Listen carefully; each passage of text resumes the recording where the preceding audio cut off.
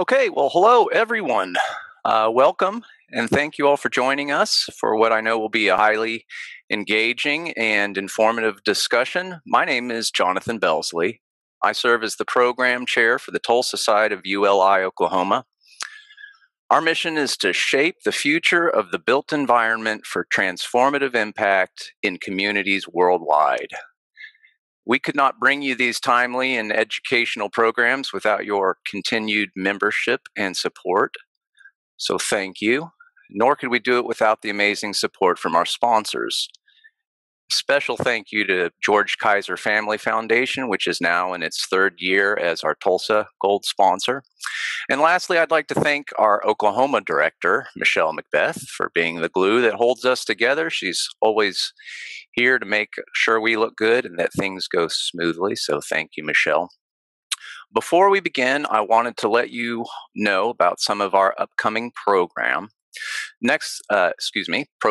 So next month, the city of Sapulpa will be holding an informal come as you go, come and go as you please open house to showcase, discuss, and offer feedback for their recently developed master plan. That's from 5:30 to 7:30 at the Synagence Event Center at 117 East Dewey Avenue. Then on March 11th from 10 a.m. to noon, we'll be having an in-depth discussion on recent advancements in building technology utilizing mass timber. The benefits of mass timber are compelling. It offers strength that rivals steel and concrete while increasing fire retardance over steel, all while capturing and offsetting carbon. And get this, it appears that there's really no limit to the height or number of stories that can be achieved, with buildings already in existence over 20 stories and proposed buildings in design of up to 80 stories. The sky is the limit. So stay tuned for that. On April 22nd, which also happens to be Earth Day, from 11 a.m. to 1 p.m., industry experts will discuss advancements in autonomous vehicles and case studies where municipalities are preparing for the inevitable. Driverless cars are coming. So how do we as a unique community ensure that they suit our needs as opposed to simply accepting whatever arrives? So that should be extremely interesting. So set your calendars for those dates and times. Again, that's March 10th, 5:30 to 7:30 for the Sapulpa Master Plan, March 11th, 10 a.m. to noon for the introduction to mass timber. March 23rd in Oklahoma City, the My ULI breakfast orientation, and April 22nd from 11 a.m. to 1 p.m. For our autonomous vehicles discussion. And of course, all of this can be found on the events page of the oklahoma.uli website. Okay, well, now I'd like to introduce my friend and our moderator for today, Craig Immel. I've known Craig since, I think, 2008 through various civic efforts, including Smart Growth Tulsa and the U.S. Green Building Council, among many others. Craig is a LEED accredited AP. He's provided consultation and management on numerous projects throughout the region and has helped push the needle in Tulsa in multiple ways, including advocacy for the subject of today's discussion on CPACE financing. So welcome and thank you, Craig. I'm going to turn it over to you. Thank you, Jonathan. Appreciate it. Can everyone hear me? Hopefully so. Great to have everyone here today. My name is Craig Immel. I work Workflow Builders. It's a relatively new firm focused on construction management. My professional background really is in real estate, construction, kind of everything in between, residential, commercial. In the most recent past, I've worked primarily as a green building consultant, as a construction manager of outdoor projects, renewable energy projects, and things like that. These days, I'm really more focused on just general construction management. My key areas of interest are outdoor type work, parks, open space, but also a strong interest in multifamily and affordable housing. More recently, I've been engaged to work on several cannabis projects in terms of extraction and grow facilities. And then also, still obviously highly interested in green building, and really looking forward to having PACE as a sharp tool in the toolkit to help our clients in our community.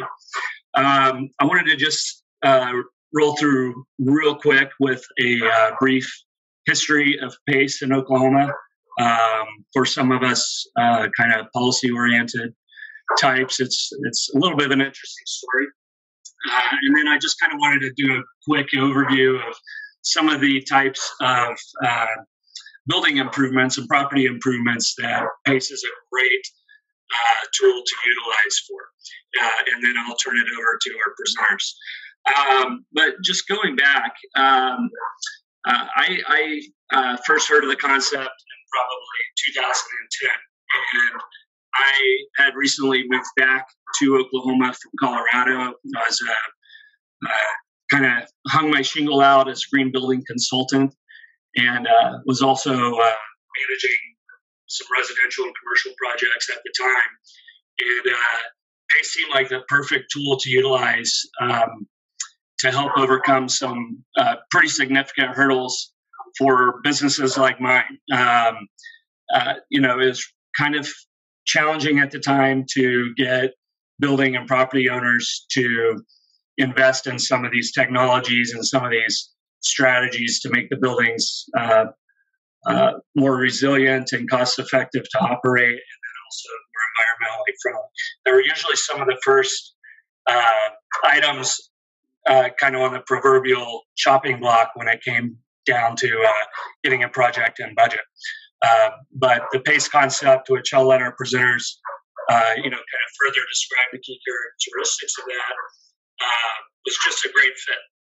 So I was very pleasantly surprised, really shocked at that time to realize that Oklahoma was one of the first, probably 15 or so states to actually adopt legislation authorizing this type of financing.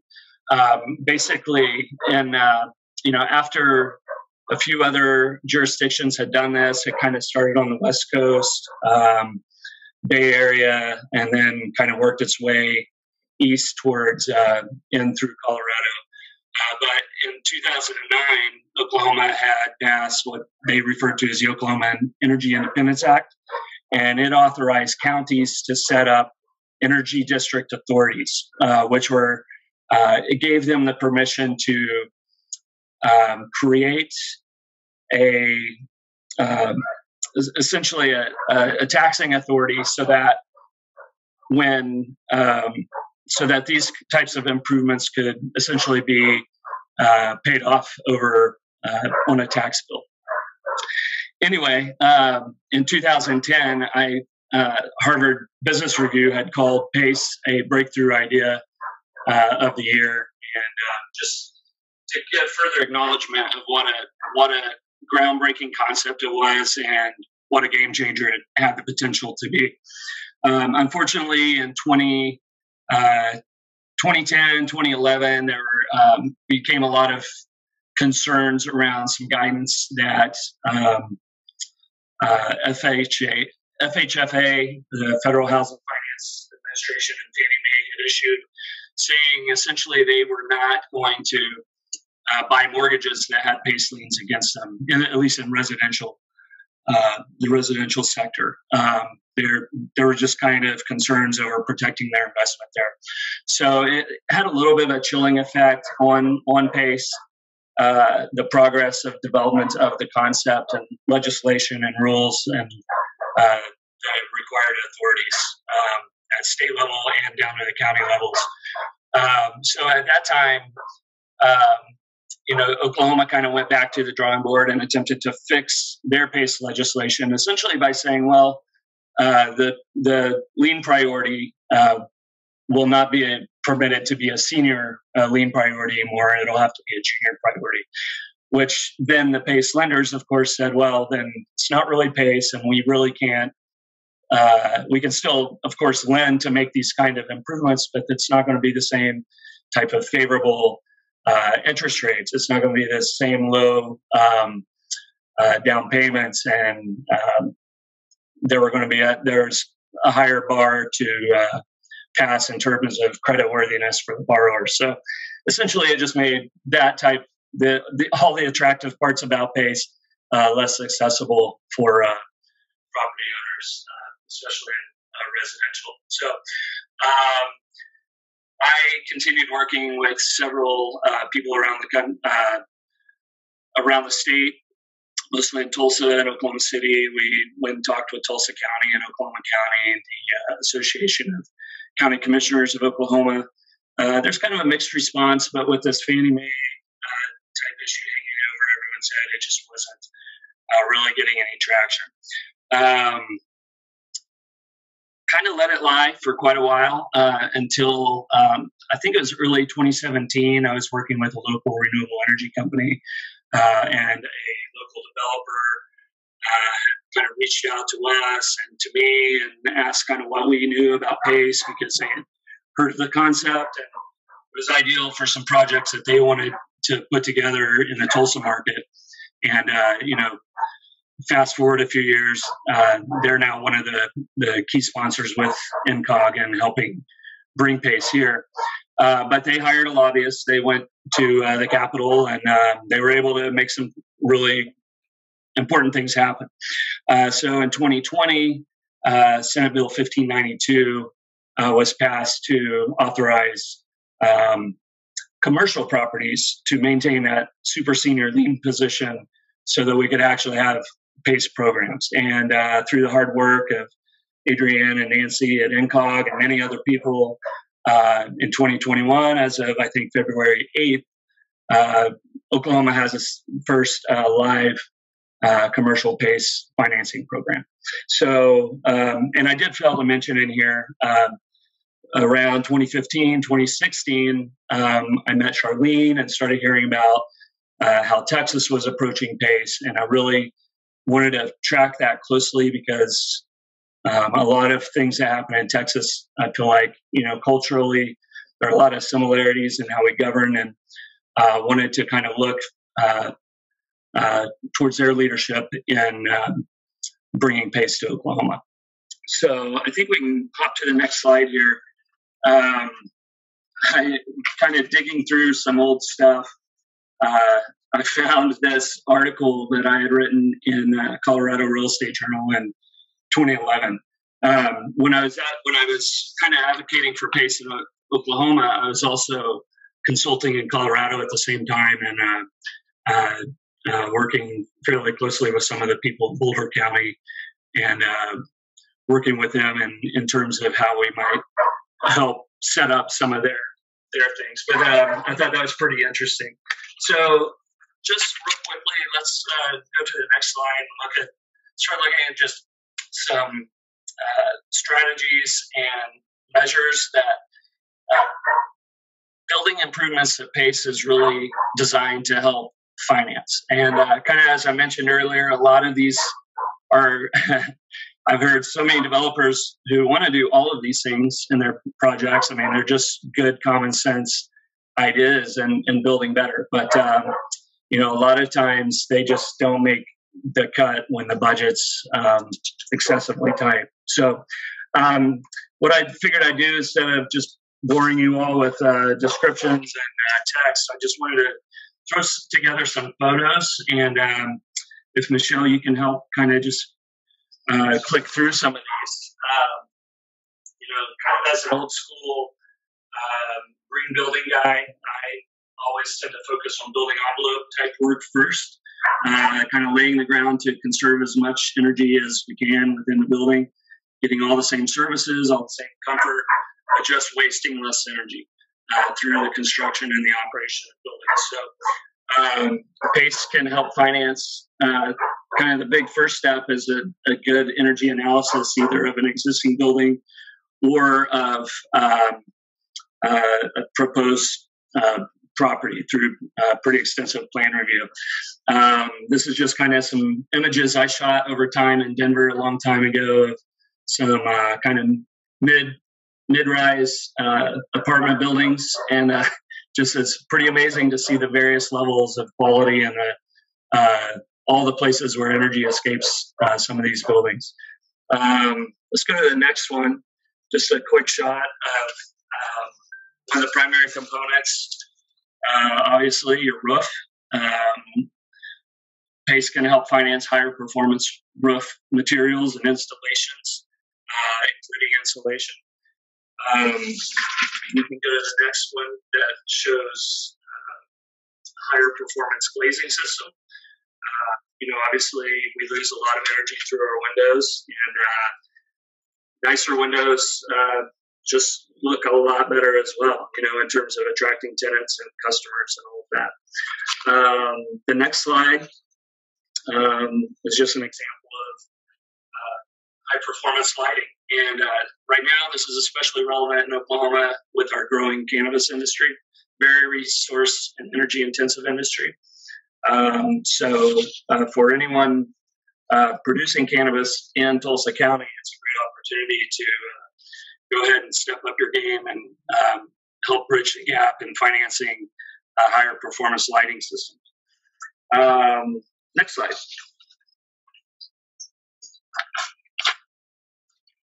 So HVAC equipment. That's also just obviously a huge energy consumer, and the equipment selections you make in your property can have profound impacts on your energy consumption and, of course, the comfort. Just quick shout out to Aon. Tulsa's really high-end manufacturer that does really innovative stuff here, so we're lucky to have them here. Next slide, please. And so here's a solar array in downtown Tulsa. This one wouldn't particularly be PACE eligible because it's on a library. At least I don't think it would be. But just an example of one of the larger, at the time it was constructed, the largest rooftop array in Oklahoma, I believe. This was just a photo of it when we were in construction. Next slide. And these are, by the way, just, I talked a little bit about energy efficiency. These are examples of on-site energy production. So solar PV, we just saw that this is an example of a pretty large solar thermal array on a project I worked on in Anadarko for Bureau of Indian Affairs. Basically, you're using sunlight to heat water instead of using fossil fuels or electricity. And it's basically free heat. Let's go to the next slide. Those of you that have known me for a while know that I'm kind of a recovering geo junkie. Geothermal HVAC, ground source heat pumps, regardless of what you want to call it, is hands down one of the smartest strategies for saving energy in buildings. This is a shot from high up on a 12-story historic multifamily retrofit we did in Oklahoma City several years back. This is probably the most technical geothermal job I've ever done. I think it was 60-something 400-foot wells packed into just a really tight space with all kinds of construction happening in between it. So that was fun. Let's go to the next slide here. And we probably should just kind of power through these pretty quickly just because for time's sake. Here's a Tesla battery.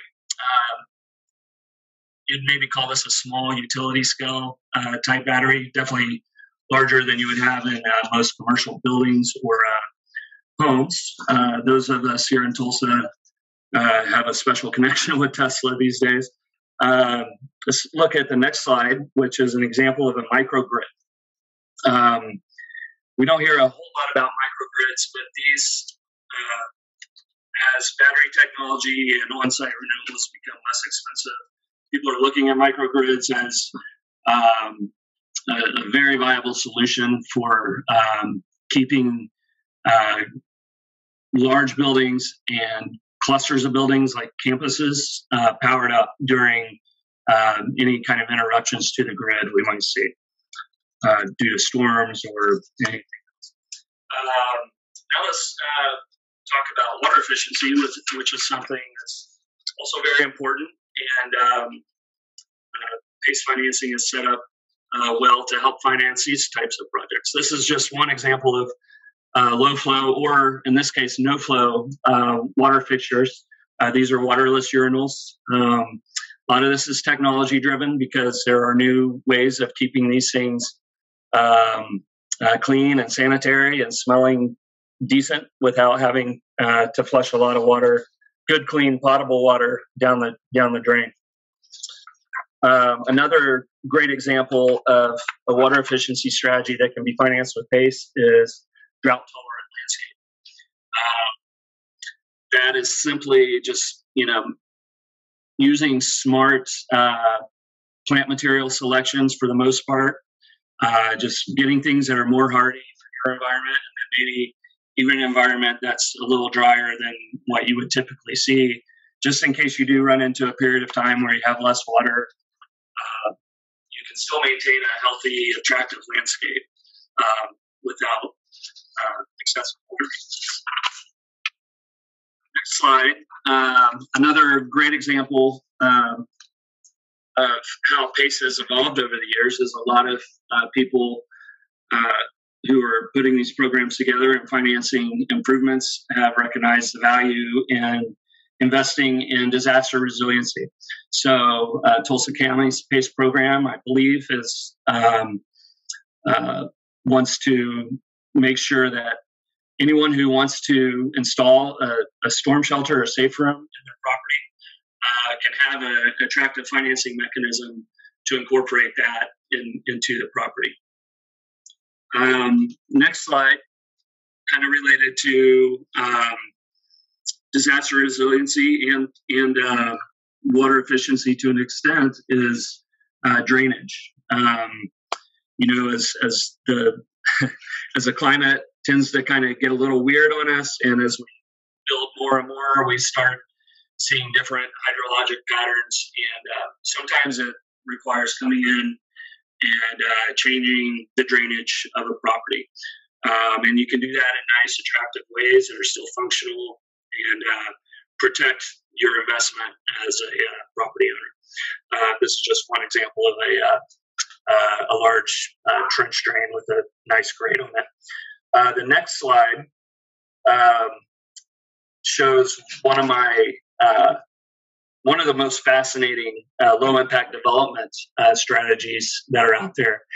This is an example of pervious concrete. So pervious concrete essentially is basically a very similar mix to normal concrete, just without kind of the sands and the really finer particles. It leaves air spaces between the larger particles so that when you get a large rain event, water can just soak right down through the paving surface into more of a storage area, which is essentially maybe 8, 10, 12 inches of clean rock, and allows the water to just, instead of rushing off the site, percolate down and keep your site relatively dry without the need to quickly transport the water to your neighbor's property, essentially. This, by the way, is an interesting test.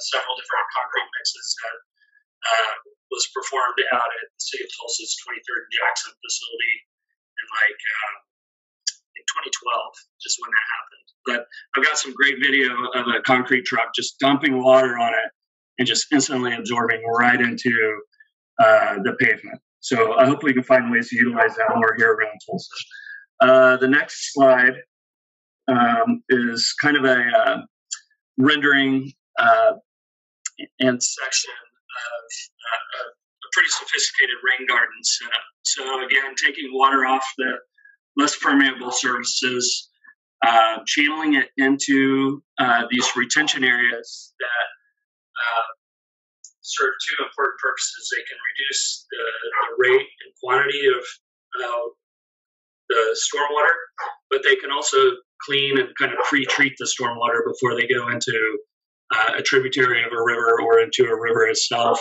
and kind of helps make for a cleaner, better environment.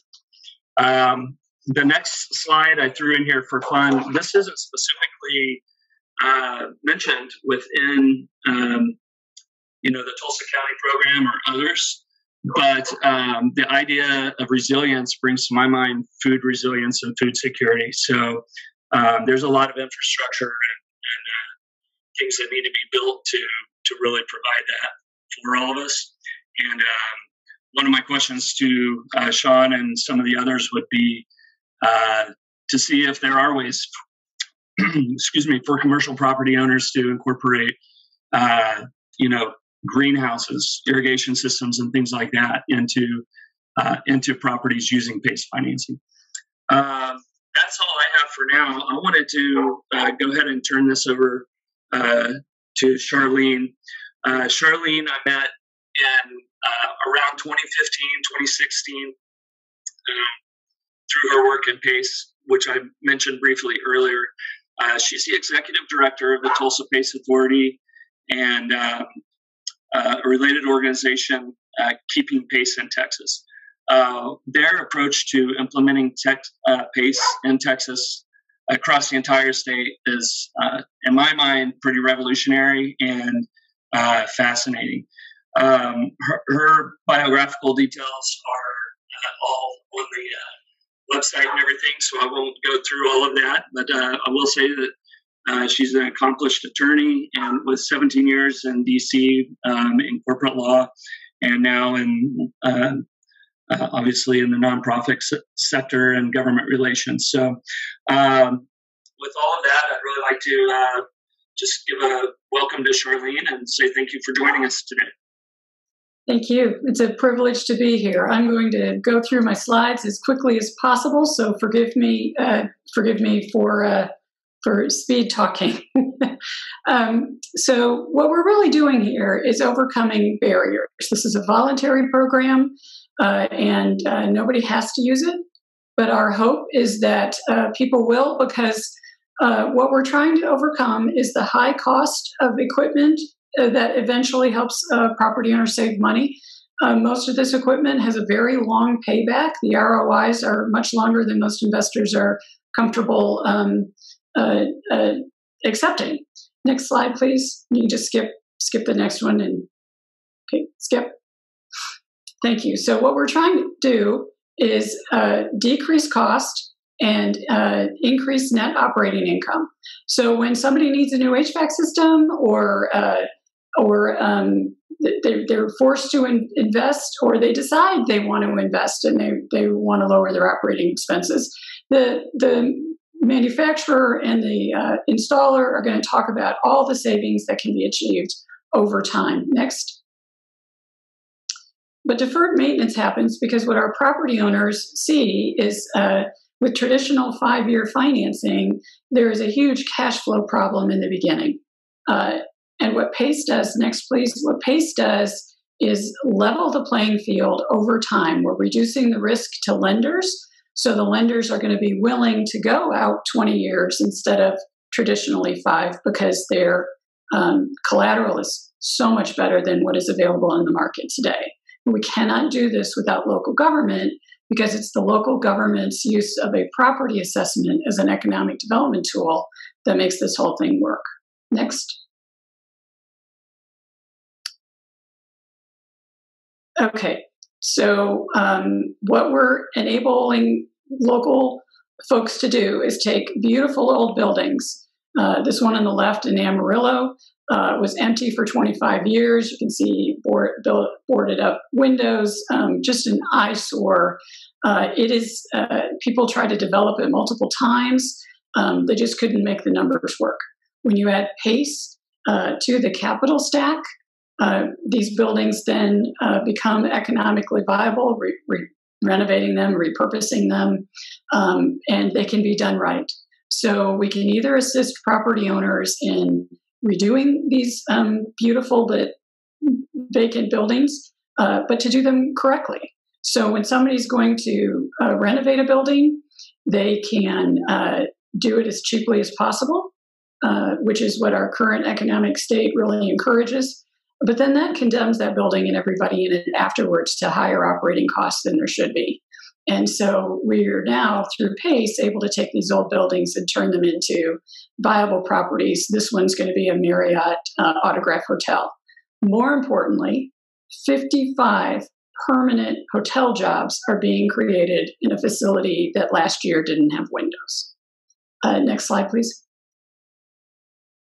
So let me put this another way. Conventional lending, got to pay it back in 5 years. And you have all that cash flow hit before you can reach the savings. All PACE is doing is knocking that tower of pain over. I mean, you still have to pay for it, but you can access the savings immediately and use those savings to pay for the project. So what PACE is doing, which is really new, we have to unlearn what we've all known before, but we're literally using the savings of these projects to pay for this project. So using somebody else's money, and you no longer have to worry about the hurdle rate of competing with core capital, because you're not competing with core capital when you use PACE. Next. Okay, so it's an economic development tool. It's 100% long-term, low-cost private financing. Governments don't touch the money. They don't provide the money. They don't guarantee the money. They're just creating the mechanism that allows a private property owner to work with a private lender in a way that makes sense. In Texas, you can use this for energy efficiency, water efficiency, distributed generation, and demand reduction.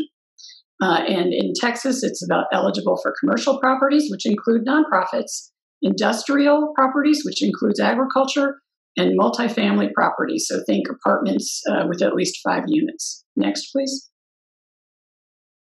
Okay, so local governments create the program, but this isn't a, if we build it, they will come.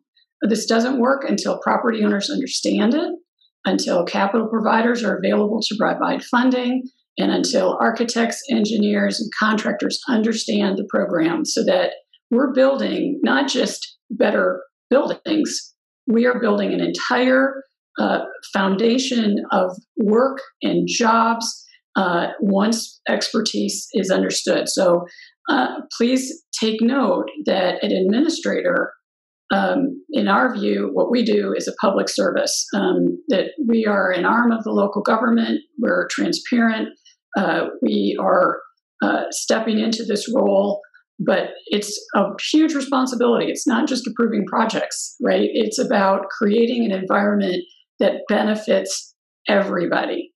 So when a property owner says we're going to fix up our building, that means somebody's got to manufacture equipment, somebody's got to deliver it, somebody's got to install it, somebody's got to feed those folks, and somebody's got to maintain that equipment. So the benefits to local government for creating this may be indirect, but they're enormous, right? That building in Amarillo on the tax rolls wasn't providing much for the city. Now it's going to be a viable business with a source of jobs, but it's gone back on the tax rolls. And so there are enormous benefits to local governments. And to take advantage of those benefits is to leverage the program uniformly across the state. And I'll get into that in a minute. Next. Okay, I'm going to skip this just for time. Hopefully you'll see this slide. And if you have any questions, find me. But what we've done in Texas is create 2 levels of activity. We've put all the power in the hands of the property owner, and there is a firewall between the administrator and activities that should and can be competitively bid and provided in the private sector. So in Texas, we started out and we created the program first. We had 130 volunteers break into 5 different working groups. This was our ethic from day one. And you are also benefiting from an investment upfront in creating best practices. And I hope you'll take advantage of that. And I hope you'll understand how valuable it is when you can scale a single program, that the overhead of the program is shared among multiple jurisdictions. That brings down the cost, but it also makes the program more user-friendly. Contractors, property owners, lenders working with one set of documents have to learn the program only once, this makes it more sustainable because the overhead focused only on the government's role is less expensive than if the administrator's trying to be the lender, trying to provide the engineering, trying to do all these services that are expensive, but they also compete with the private sector. And if the administrator is approving projects and making sure that they're done correctly, then you have conflicts of interest if the administrator is getting involved in other things. So we wanted it uniform, we wanted it user-friendly, we wanted it scalable and sustainable. And when it became clear that our local governments were not in a position to run the program themselves, we created a nonprofit to do it because we felt if we didn't step back from power and we didn't step back from profit and do this as a public service completely transparently, that people wouldn't trust it.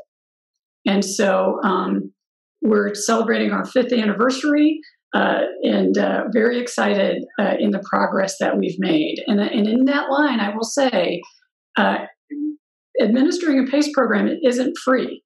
And so one of the challenges we had was how do we stand this up without revenue? Because before you get the administrative fee you get when a project closes, you have to get the local government to create the program. You have to go out and educate everybody. You have to wait until that first project closes, and real estate projects take the time they take, and it's usually at least a year. And so we had foundation funding. We were able to scale the local governments and build a market big enough so that the more lenders would come into Texas. They're the ones that really go out and put these projects together. So we had to create the market for all of this to happen before we started receiving revenue as a user fee from the property owner. And so as you're putting your project together, keep in mind, make sure that you have a way to fund your administrator. Make sure that to the extent that you can share that responsibility and be uniform, you're going to enable the market to grow faster and in the long run be much more successful. Next slide, please. Okay, and uniformity, just to make that point, this industrial project was the first time that we realized that we were going to create jobs. That plant had been empty for 10 years. But the uniformity point I want to make is with these malls. So we have one property owner that's closed 6 malls in Texas, but they closed 3 malls in 2 counties with 1 lender on the same day. And that would have never been possible without a uniform program and a single administrator operating those areas. Next, please. Okay, so I want to just visit very quickly about the working groups. Program underwriting was chaired by a vice president of our Texas Association of Business. Technical standards was chaired by the director of our state energy conservation office. The funding platform, that part of PACE in a Box, I think it's section 7, was the first time that anybody sat down and said, how are we going to fund PACE without bonds? And our local banking associations were at the table. They wanted a level playing field. They did not want to compete with the administrator. They wanted to be able to participate, not just to grant consent, but to actually become PACE lenders. And 2 of them have made PACE loans in Texas, and we hope that their involvement will grow so that we have capital provided by folks who are willing to make the smaller loans for their main streets. That's critical. And their participation cannot happen if the program's not uniform. So keep that in mind. We had education and training because nobody's going to be able to use a program they don't know about. And then finally, program design. What documents do we need? Was this a website? Was this a written program? What did we need to provide to support local governments? All of that was chaired by a former state senator and a co-chaired and a chair of the board of our Renewable Energy Association. So they really came up with what is the role of the administrator, what documents do we need. So PACE in a Box is best practices for underwriting, administration, and technical, and all of the supporting model documents that a local government needs. It took us 1.5 years before we reached out to our first local government once this program was put together. Next. I'm already past my time limit. Okay, so we went through how do we avoid local government risk? How do we manage risk? And anybody who's reaching out to a local government really needs to think about this. Next. Okay, same with free market flexibility. How do we assure folks that the government's not telling them what to do and how to do? The underlying loan agreements are totally in the marketplace, what the interest rates are going to be, how long the terms are going to be, what the terms are going to be. All of that is private sector negotiated before the PACE documents come into play and sit on top of that. Next. Okay, and then we have a specific process for local government adoption, and the program is completely supportive of all of that. And if you can work towards uniformity, all of this will be easier. Next. Okay, so in 5 years, we've grown to serve 55 local governments. To put that in perspective, I only have 220 counties to go. But we have a good investment. The model is proven. It took us, I would really say, 4 years to viably become close to self-sufficiency without the need for grants. We're almost there at 5 years, and if COVID hadn't hit last year, we would be. Each of these local governments has their own page. These are all links, and we track the number of projects, the investment, the clean energy jobs created, and then the environmental benefits from those projects, so each local government can see what's happening where they are. Next slide, please. PACE is also attractive to developers because it's much less expensive when you go to buy a building or you put a capital stack together to take one of these older buildings and renovate them. But in that capital stack, you either pay an enormous amount of money for a mezzanine loan because the interest rates are so much higher, you build a less quality building, or you can use PACE and get affordable financing and build it correctly. Next slide, please. And then we have a little calculator on our website where you can compare the actual costs of self-funding and conventional loans and compare to PACE. It's a no-brainer, but sometimes it takes showing these columns in this fashion to get the attention of the investors. Next slide, please. So this one, I wanted to show you how complicated some of these deals can be, but how brilliant PACE is in working with other sources of capital and other incentives. In this case, historic cotton gin being in downtown Dallas being turned into office buildings. They had opportunity zone funding, TERS funding, historic tax credit funding, state tax credit funding, all kinds of things went into play. But PACE is what made this building renovation possible and efficient.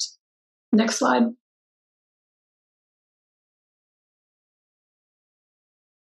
And I'm going to stop here because there's so much to tell you, but there are other folks, and we want you to have a few minutes for questions. PACE also works on small projects.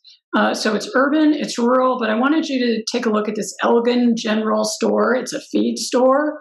Not only is this the first bank-funded project in Texas, but this particular project received like $30,000 from a USDA REAP Rural Energy Assistance Program grant and another $30,000 from the utility provider in solar incentives. So again, PACE works for everybody.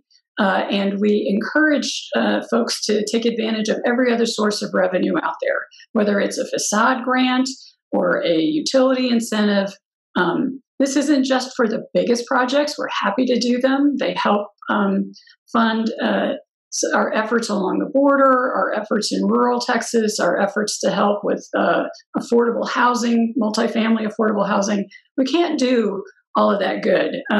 Moving things so that our materials are in Spanish, that we can afford to do workshops and have all these web links and everything else. We are very grateful for the big projects, but we also believe we have an obligation to make this available to all of our communities and buildings of any size. So it can be done. You have to be able to have efficient, quality, transparent administration with a commitment to public service. But it's a lot of work, and there's a lot of sacrifice that has gone into play. But we're very proud to have made a difference. And I often tell people that we are trying to create a long-term successful benefit in an instant gratification world, and take what we've learned and make it better. And with that, if you can just advance through the rest of the slides so that Sean has an opportunity to speak, I'd like to introduce Sean Ribble with Greenworks Lending. He is their director of Mountain West and does a wonderful, wonderful job in all kinds of different programs and projects in Texas. We're grateful for the opportunity to work with Sean and his team. And so I know you'll have the same experience in Oklahoma. Thank you. Thanks a lot for the introduction, Charlene. And it's great to be here. And just to kind of rehash what Charlene had to say, the scalability of Texas has absolutely been because of the formulaic approach in PACE in a box. We've closed, gosh, Charlene, I think between 30 and 40 or 20 and $30 million with you guys over the last 24 months. So it's been great. We hope to do the same in Oklahoma, and we think it really is ripe for that usage. We would go next slide. So as Charlene had mentioned, I'm the director for Greenworks Lending. We're currently active in 30 states. We are a direct capital provider. We are basically controlling all aspects of financing between underwriting, due diligence, disbursements, and everything in-house. We've closed over 450 projects nationally and actually deployed over $500 million in capital year to date since our inception. If you would go next slide, if you can skip the next couple. We've had a couple of articles written about our securitizations that are over $550 million. This is more important. Overall, CPACE, as Charlene had mentioned, is a financial structure that's adopted on the state level and then basically opted into on a municipality basis. Tulsa's are utilizing the program, and obviously there's a push for the city. The idea behind the program is long-term fixed-rate financing is being used to serve as a public benefit in terms of us financing energy efficiency and water conservation measures. In any form of financing, you want to align basically the general benefit from the improvements with the structure of the financing. And so PACE kind of helps us to bridge, as Charlene had mentioned earlier, really pushing long-term fixed rate money to match up with the intended long-term benefit of the improvements. And so in the program, for example, in the state of Texas, we're able to lend up to 25% of property value, but the funding is earmarked specifically for those measures. So 100% of the hard and soft cost of those measures. We're not going in and doing FF&E. We are not a senior mortgage lender, and we are not doing working capital. What we're focused on is envelope retrofits or improvements as it relates to new developments, urban infill or rehabilitation. And that's why we do a lot on the adaptive reuse side, working alongside historical tax credits, opportunity zones, TIF, any of those other forms of financing to kind of comprehensively put together a capital stack. Ideally, if you're doing a rehab, we like to see you be cash flow positive over that 20-year term and see a savings to investment ratio. Because if we're earmarking, as Craig had mentioned, high yielding benefit envelope improvements like lighting, windows, HVAC, roof, the energy cost savings or utilities cost reduction will be used to basically offset the cost of our loan over our 20-year term. If you would go to the next page.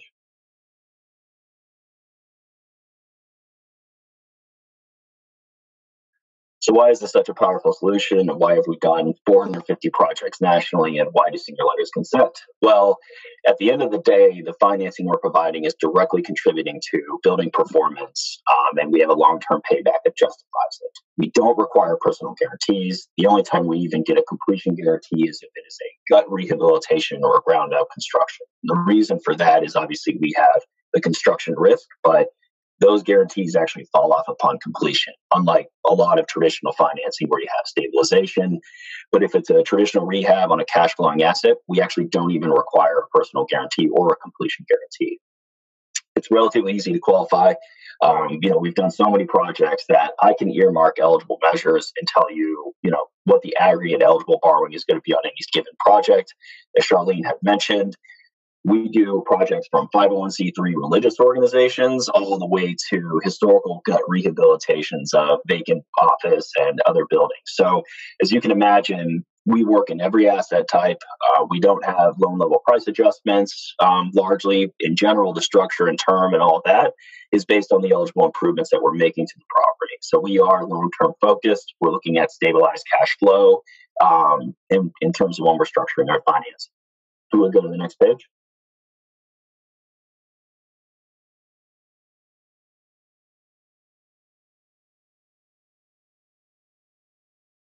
So this pretty much pairs up really well with what Charlene had showed earlier as well. Return on equity obviously is boosted when we're being used in the capital stack. And it all comes down to simple math. If you're reducing your weighted average cost of capital by 20 to 30% by replacing mezzanine debt or preferred equity or any other form of financing, we have a lot of transactions we get brought in on where we recapitalize the existing capital stack.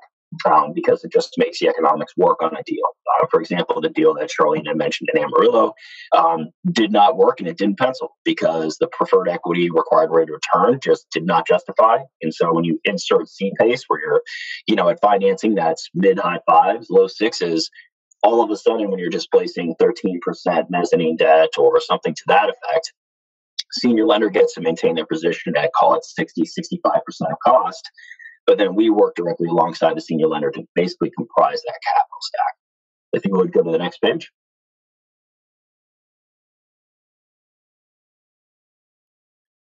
So the footprint for C-PACE is pretty broad. I currently, when I first started with the group, I was covering, I believe, 5 states, but now the program is in Colorado, Utah, Texas, Nebraska, Oklahoma, Nevada, and New Mexico is actually about to opt in as well, and they're in the process of doing so.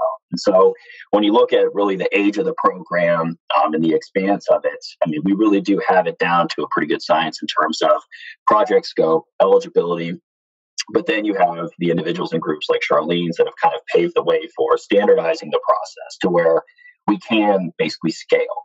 And there isn't a whole lot of nuance from a county to county basis. And it allows us to kind of build up the program and generate originations. And as Charlene had mentioned, have multiple projects in multiple jurisdictions, but run dual path with those without having to be concerned about too much differentiation between each of the projects. If you would go to the next page. So these are pretty good examples in Texas in terms of what the PACE program allows you to do. And I will also speak briefly to kind of how we work alongside traditional senior lenders and banks. And obviously there is time for Q&A as well on that. I do come from a community banking background, so I can address more of the nuanced questions as it relates to how we work alongside the senior lender. But this is kind of one of the larger projects that we've done. It was roughly $9.5 million of C-PACE. It was a gut rehabilitation for the first Hilton high-rise in downtown El Paso. This is the Plaza Hotel. We utilized a combination of HTCs and C-PACE. We see a lot of that because obviously if you're doing a retrofit to a historical building, the nuts and bolts usually have to be completely removed and updated. What the other benefit of this for municipalities such as Tulsa and Oklahoma City and all those areas is that this is a huge benefit for job creation. If we're using existing buildings and rehabilitating or bringing something that's an eyesore at the center of a city, it's going to have job creation and revitalization efforts. So a lot of times we're coming in on a vacant building that needs that exterior, improvement in terms of cladding or windows or roof replacements or insulation or any of those measures. A lot of that, as Craig had mentioned initially, has an aesthetic benefit. Because we're, remasking on the exterior, redoing the windows and the lighting and all those things, but then obviously creating jobs. So it really does have a revitalization economic benefit. And so we really push for that. But obviously we can do ground up or urban infill or any of those things as well. So it does kind of benefit the capital stack. It can be utilized in either a retrofit value add approach or on a ground up kind of concept for urban infill. If you would go to the next slide. So this is just kind of an example for a smaller project. I wanted to really hit kind of both ends of the spectrum. This is more of your nuts and bolts right down the fairway rehab, where you had solar roofing, lighting, HVAC, and plumbing for the measures. Resiliency and sustainability is not a requirement. You don't have to, if you're replacing your roof, have to put solar on it, but we do see that pretty commonly. But really the lighting and the HVAC and the plumbing those are right down the fairway for a lot of existing cash flowing properties. I mean, this was only a $1.25 million project, but those, I call them singles and doubles to go back to my banking days. But those multi-measure improvements are quick and easy for us to process because the energy cost savings are pretty easily justified when they're, what we call the low-hanging fruit between your lighting and HVAC and windows or roofing, et cetera. But at the end of the day, you're able to retrofit a property with no money out of pocket for those improvements, allow those improvements to basically repay your loan, and be able to transfer that obligation if you were to sell because we are secured by a fully amortized, non-accelerating tax assessment. So before we go to Q&A, I'll kind of leave it at this. The structure of our financing, as Charlene has mentioned, is we are secured by a public improvement assessment. So with that, we have non-acceleration. So even if there is a default or a missed payment, I cannot call my note due. And so traditional senior lenders are concerned with the priming of their first mortgage, or basically us inserting ourselves to our full balance of our PACE obligation, which obviously pushes the LTV of debt to value and has a negative impact to a senior lender. This cannot take place with CPACE. I am married to that 20-year fully amortized obligation. I transfer with title. So in the event of sale, it's not assumable. I actually just automatically transfer. So the benefit or the economic benefit associated with the improvements envelope that we're making can get passed off to the end purchaser. It's not a requirement. We do have the ability for prepay. There's no lockout. So really, at the end of the day, it's a value add for an existing property or even a new property. So, but at the end of the day, I think the most important thing I wanted to convey in the presentation is that we have very good working relationships with traditional senior lenders because we improve their asset basis. We are basically what I call off-balance sheet financing in that we are not leveraged. You calculate us in with your combined loan to value, but at the end of the day, we are not leveraged because we are secured by an assessment and the sale of the asset does not trigger a repayment, and neither does default or foreclosure. So I believe that's my last slide. Feel free to go to the next page. Yep, I think that's it. So, and obviously this open for Q&A, and I can also have side conversations as it relates to, the impact as it relates to working with senior lenders and all those, because I do have that background and can address any nuanced questions. But, we are here to work directly with community banks. We're not here to replace them. So, yeah. Sean, Jonathan here just had a question from David Wanzer. He's wondering about interest rates versus current bank rates. Yeah. So, our interest rates these days, and this is obviously broad, but you're typically seeing mid to high fives or low sixes, depending upon size and scope, because obviously you do have economies of scale. But at the end of the day, the reason that it's essentially apples to oranges with the bank, because obviously, we always get the feedback of, well, I can get a bank rate for my senior loan at 4.25. That's great. But, we work alongside the senior lender because they can retain the deposit relationship, don't have interest in. They can also retain the first mortgage relationship. But we are, keep in mind, fully amortized and fully fixed for 20 years. And so we are a long-term commitment at that rate. And there are no adjusters or accelerators on our financing. So the beauty of it is basically you have a long-term fixed rate financing option that cannot accelerate and is really tied to the envelope improvements and the building improvements that we're earmarking. So it is kind of apples to oranges from traditional financing, as Charlene had mentioned before. So does that answer your question? I think so. Thanks, Sean. And Craig, you've known Adrienne a lot longer than I have, so I'm going to let you introduce her, if you would, please.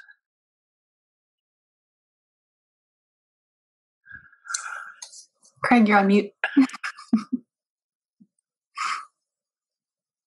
Okay, thank you very much. Is that better? Yeah, we can hear you a lot better. Thanks. Okay, good. Yeah, sorry about the volume audio earlier, and the dog gets very excited about PACE as well. So I hope you'll forgive us. And I did fail to talk about questions. If questions are relevant to a particular speaker at that time, we'd be happy to take them, and we'll definitely have time for questions following Adrienne. But yeah, with that, it's definitely my privilege to introduce Adrienne. I've known Adrienne for quite a few years now. Adrienne's the Energy Programs and Clean Cities Coordinator at NCOG, our local Council of Governments, Indian Nation Council of Governments. I think they cover several counties here in the area. First met Adrienne when she was working on primarily electric vehicle infrastructure type work. And I was so excited when I heard that she was kind of stepping in to kind of help drive the PACE efforts here in Oklahoma forward, and of course here in Tulsa County especially. But with that being said, Adrienne, why don't you go ahead and take it away and tell us a little more about the nuts and bolts of how this program is set up to work, particularly to Tulsa. Sure, thanks. So to be brief, just ditto everything Charlene and Sean said. So I'm going to go kind of fast because really what we're trying to do is replicate a lot of the success they're having in Texas and bring those same benefits to Oklahoma. So if you could go into the next slide. We'll jump right in. So just like they said, PACE is a new economic development tool for counties in Oklahoma. So NCOG is, if you're familiar with NCOG, we do have a traditional 5-county region that we work in. But for PACE, we are able to work with any county that wants us to work with that county. So we'll get more to that in a second. But next slide. No, that's it. So we're the Regional Council of Governments for Northeast Oklahoma for the Tulsa region. But as I said, we can work anywhere in the state on PACE if that county does want to work with us. We're not limited by our typical geography with PACE. Next slide. Want to quickly acknowledge the partners and sponsors of this. As Charlene said, it takes a significant amount of time and investment, and there is no way PACE would be where it is today without these partners. Department of Commerce and Ross Group have been funders of. They've funded the development of PACE. We've hired national experts to come in and walk beside us and help us make sure that the national PACE industry is on board with the program guidance and documents that we put forth. As well as Tulsa County has really been the leader here. They were at the legislature trying to get this done, and they wanted to be the leader, and they asked us to do it, to help do this with them. So without these partners, PACE would still be just on paper at the legislature somewhere. So thanks to all these people. Next slide.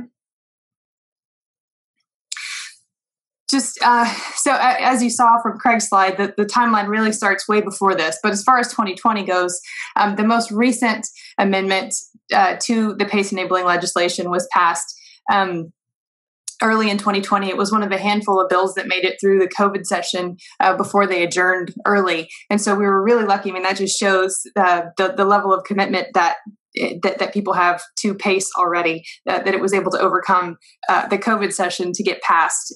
Because what happened, go to the next slide. So, because what happened was in 2019, the original statute was amended, and we set up a pilot project in Tulsa. And through that process, we found some other ways that the statute needed to be amended. So that's what happened in 2020. And then our quarantine project has been developing the framework for PACE in Oklahoma. So, the overarching goals are really, again, like Charlene and Sean said, we want to keep it open, and we want to keep it low cost and simple. We want our guidelines to be clear and concise and transparent. We have incredibly low fees, some of the lowest in the country. We want it to be open.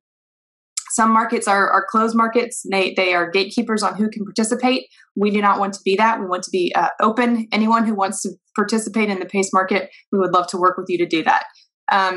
And then standardized. As I said, we can work with any county that would like to work with NCOG to administer the program. We can really tremendously lighten the load on counties. That was one of the things we found in our first attempt with the pilot project. Is we heard loud and clear from counties that they wanted their workload lightened substantially in the process. And so that is part of what passed last year. And so again, through those standardized processes, we can really make it simple for everyone to participate. So next slide. So the Oklahoma CPACE program is really an initiative to design, implement, and administer CPACE for Oklahoma. So for the last year, we've been in the design phase. For the last few months, we've been moving toward the implementation phase. So we've been outreaching to counties across the state. We are in contact with about 25 counties that are interested in CPACE. And so some of that interest is coming directly from the counties to us. Others are developers like Sean reaching out and saying, "Hey, I've got a project here, and can we work together to engage the county to bring CPACE to this county?" So we're really excited to say 25 counties.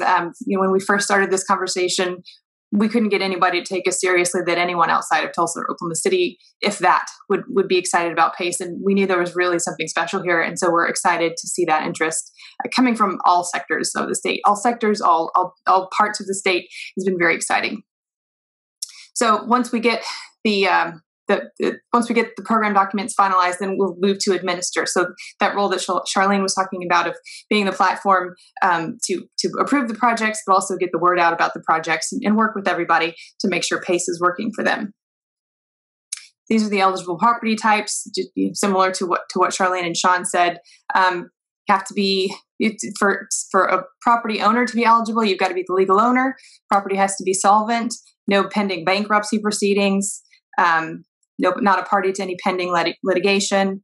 Eligible properties have to be on the tax roll. They have to be current on their taxes, no involuntary liens. So pretty basic stuff there. So next slide. And, as everyone said, these are the types of projects that in improvements we want to be PACE eligible. So retrofit, gut, rehab, new construction, refinancing for up to 2 years after the project is complete. All the improvements have to be permanently affixed. So nothing temporary in the project scope can be financed through PACE. And then another important piece is that the financing terms can't exceed the expected useful life of the improvements. So we want to make sure that you're not stuck paying for something for 15 years after it broke. So that's another part that we've worked to figure out is the average weighted expected life of those improvements can help determine the length of the financing. So, but again, building resiliency, water conservation, energy sources, energy efficiency. We have a list of types of projects and examples of components. But if something you want to fund is not on that list, reach out and let us know. As long as I think we can work with you to determine eligibility.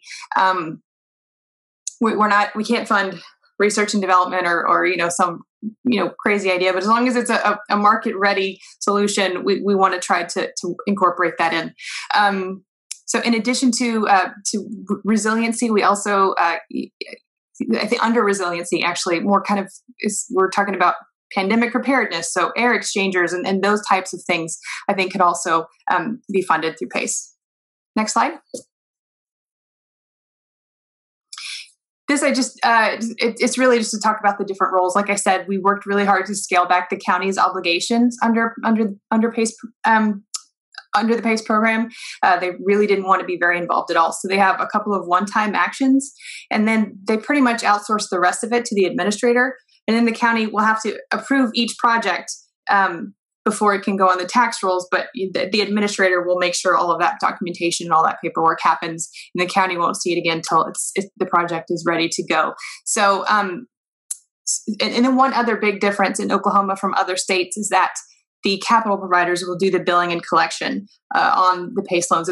They're due at the time of the property tax assessment, but the counties did not want to be in the business of billing and collecting for private businesses. So that is on the capital providers. And that is one significant difference in Oklahoma from other markets. But otherwise, I think it's somewhat, not a lot, but it's substantially different from elsewhere. Next slide. And then these are the two pilot projects that were funded at the end of 2019, both Ross Group projects, both in downtown Tulsa.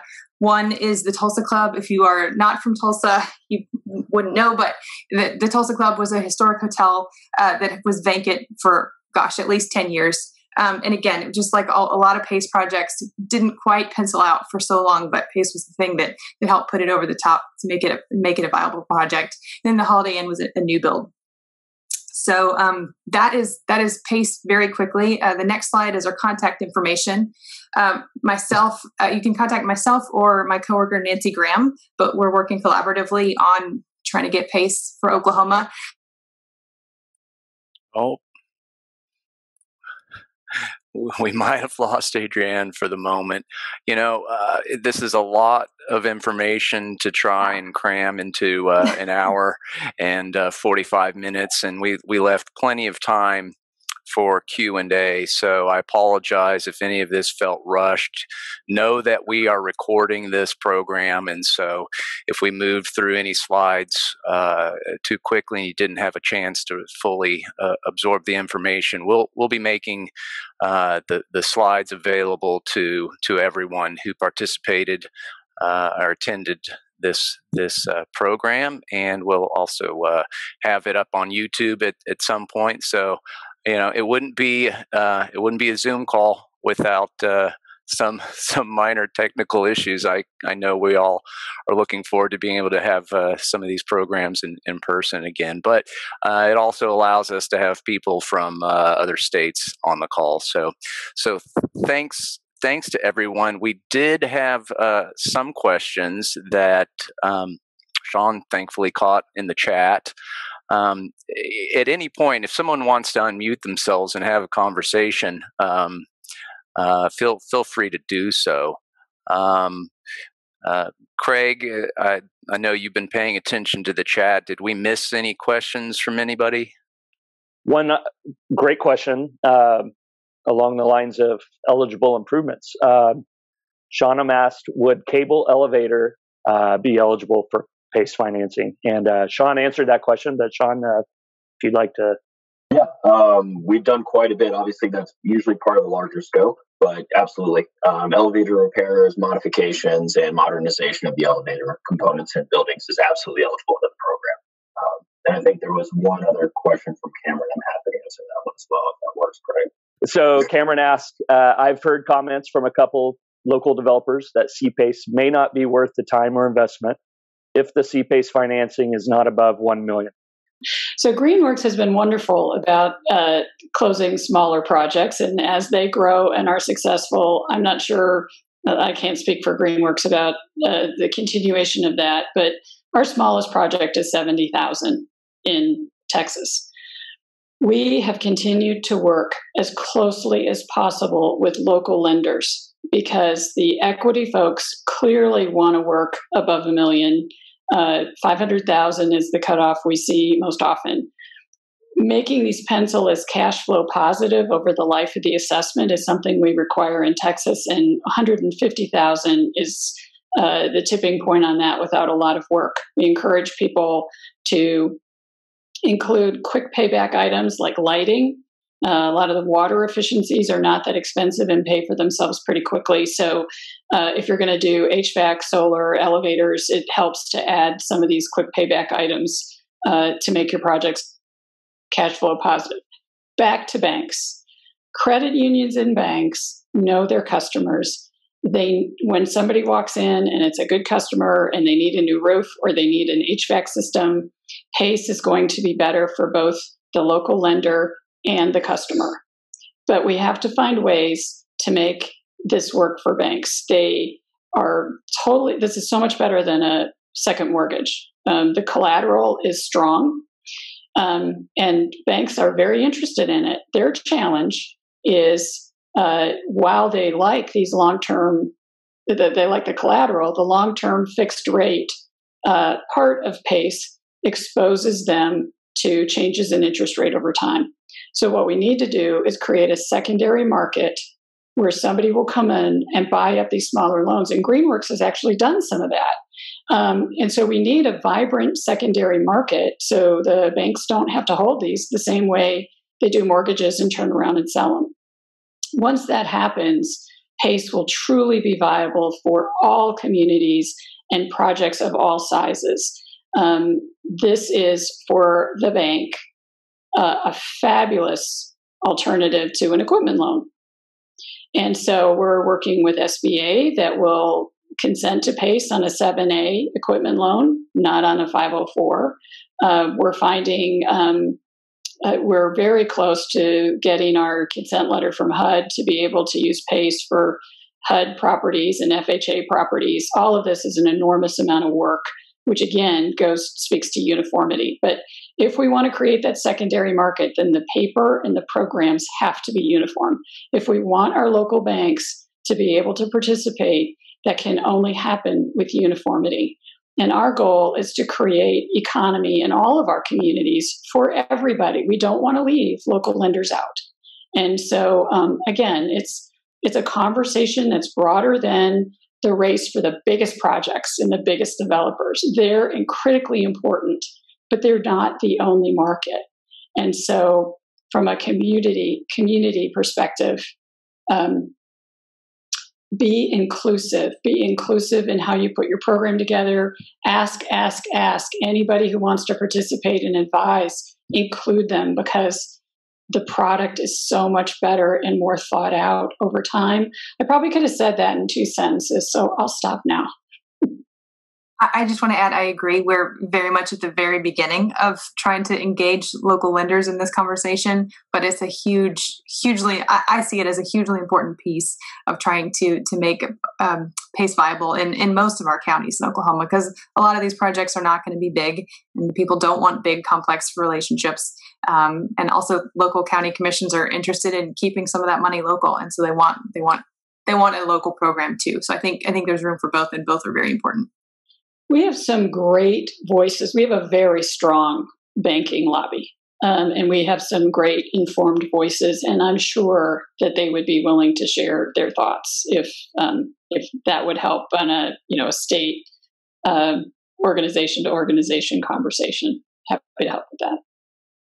And that was great. I love the idea of the secondary market specific to PACE lending. Seems like a game changer. Let's take a question from Candace. By the way, we have quite a few minutes left, so keep the great questions coming. Candace asked, when does the 2-year time clock start? And I am assuming she's referring to the refinancing provisions. When the construction is complete. Okay. So like date of certificate of occupancy, something like that? Yeah, I think so. Okay. Question from Bruce. At what point in the project development timeline should we be visiting with a PACE lender? As early as possible, because obviously you're working on, and I know Charlene was going to jump on that too, but capital stack formation is key. The way that we work in terms of lender consent, my group, we can turn around an initial proposal or initial term sheet within 3 to 5 business days. And so when you're engaging in a senior lender to have that conversation, I like basically having that to kind of set the stage for expectations as it relates to cost of capital, the capitalized interest that's eligible, things to that effect. So you have a comprehensive overview of our proposal, and then that way I can be engaged in conversations for senior lender consent. So the sooner the better, because when we're brought in late stage on a deal, we still get it done most of the time, but it's a lot easier when we're part of the initial conversation, so that the bank knows how to structure the senior lender note, and then I can control the dialogue as it relates to, addressing potential concerns. So, okay.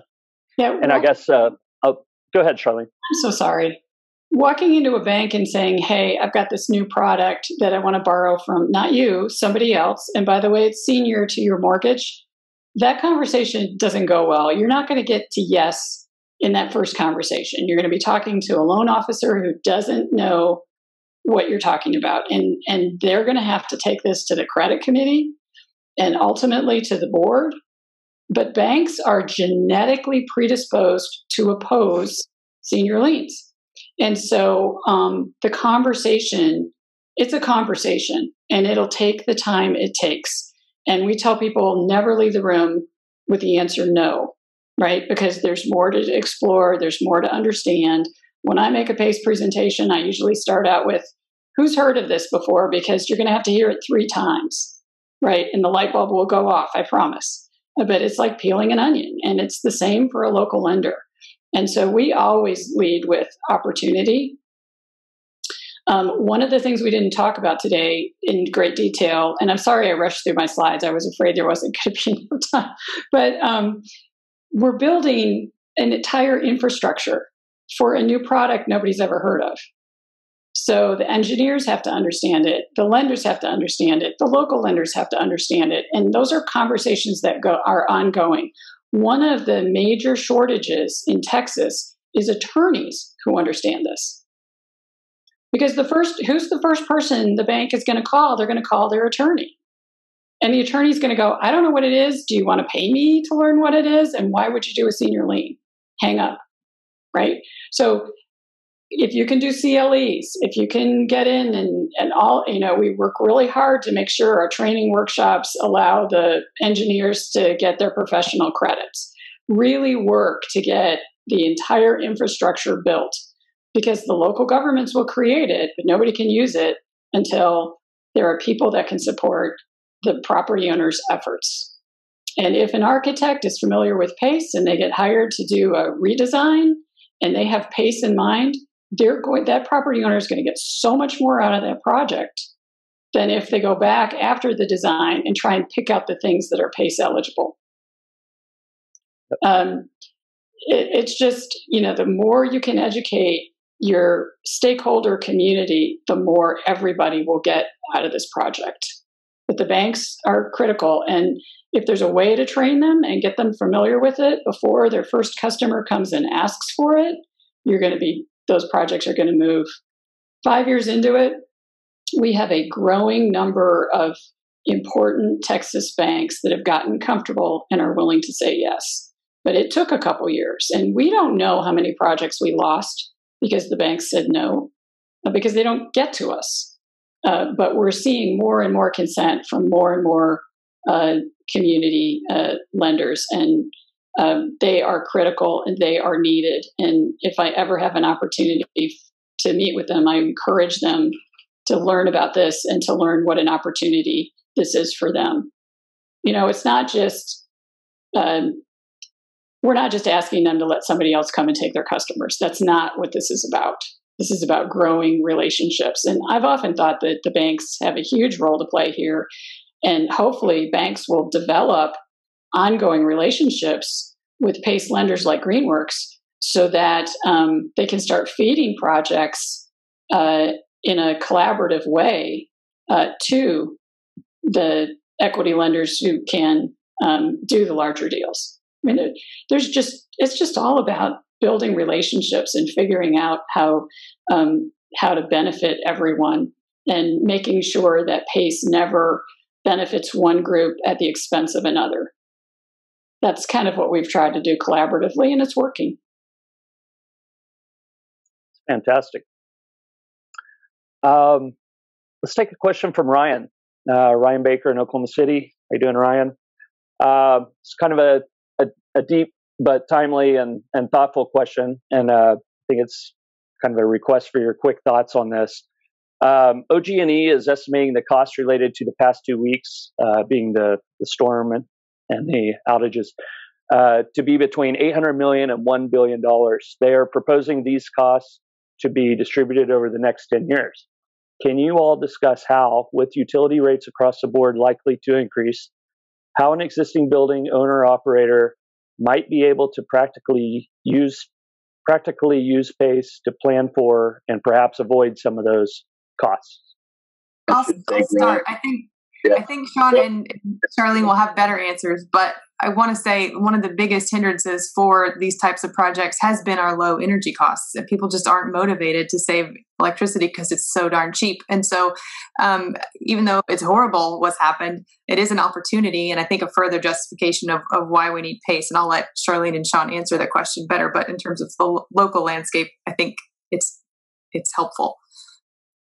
Yes, timing's perfect. But obviously it's unfortunate. I'm actually currently in Dallas. I'm originally from Dallas. My parents are both in Dallas. They didn't have power for 3 days. My sister's in San Antonio. So this kind of harkens back to the initial days of when I first joined the group Greenworks. And the more you can control your destiny in terms of mitigating exposure to utilities costs and fluctuations, and the less reliance that we have on the grid, the better that we all benefit from that. And so as it relates to the economic viability of utilizing PACE, if utility cost rates go up and we know that there's going to be more exposure, the more that you can limit your exposure by putting higher efficiency components in your building, other things such as solar resiliency measures.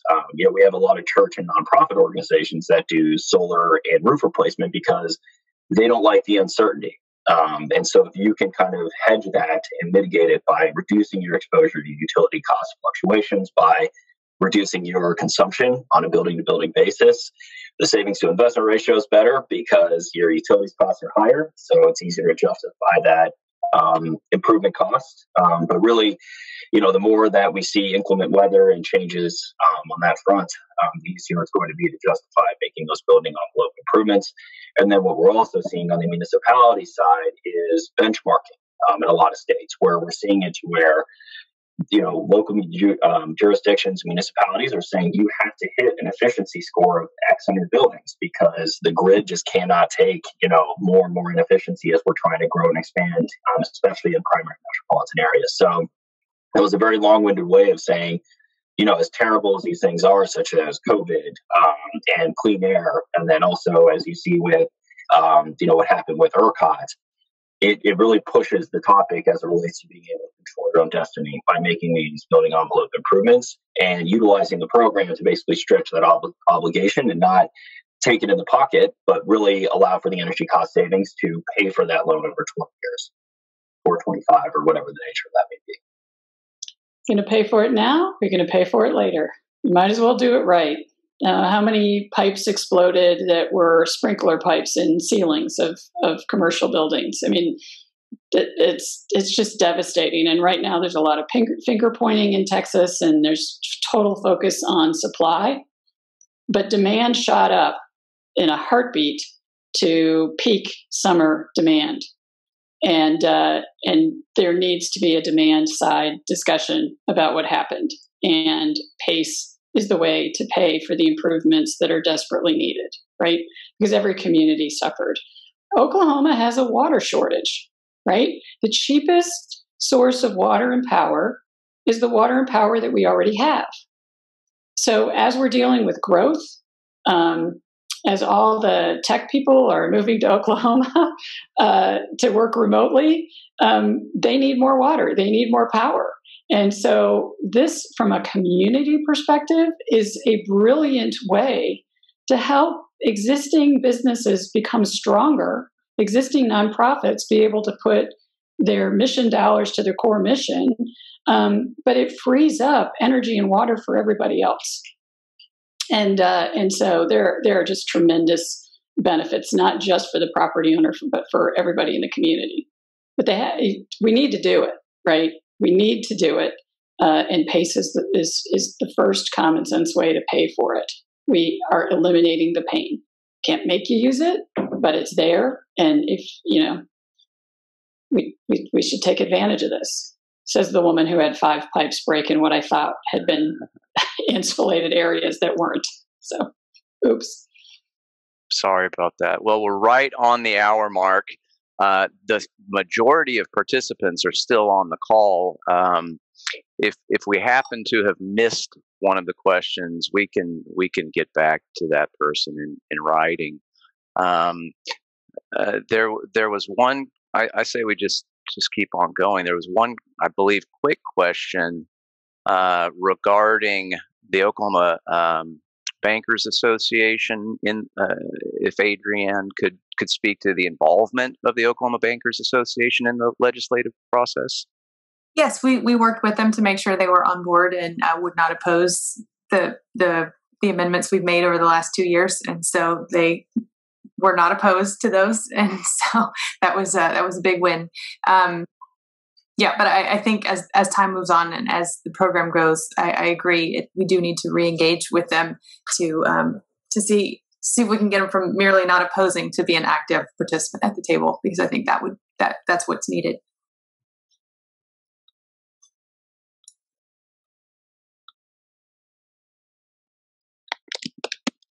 Well, the questions are now rolling in, so we'll try to try to answer every one of those. Craig, Charlene, Sean, Adrienne, thank you so much.